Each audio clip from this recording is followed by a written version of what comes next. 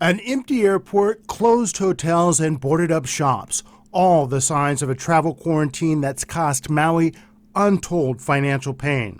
2 weeks ago, Governor David Ige promised that would change. We will implement a pre-travel testing program for travelers to Hawaii as an alternative to the 14-day mandatory quarantine. Ige announced a testing requirement that would allow tourists with negative COVID-19 test results to come to Hawaii starting August 1st.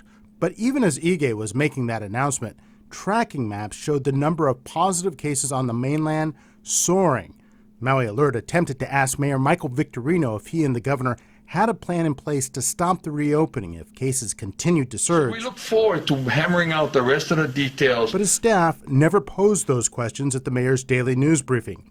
Now, some on Maui urge a pullback. It's definitely the worst possible time to start welcoming people back in. Kara Flores is leading a Facebook group trying to stop the governor's reopening plan. She points to a spike in Hawaii's numbers that recently saw a record one-day positive case count.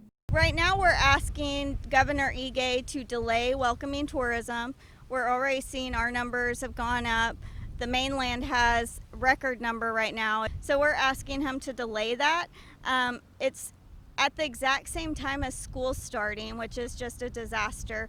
But not everyone sees it that way, of course. Maui's economy is crippled without tourism.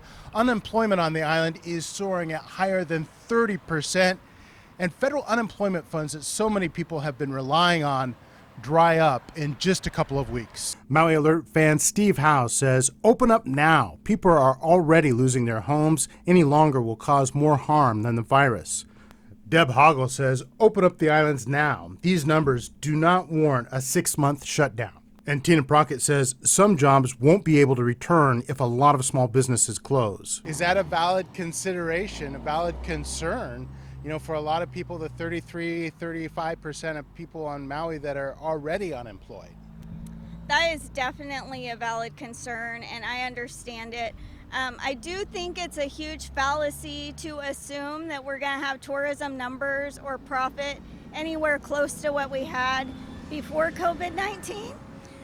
And so we don't really know how much tourism would even come back.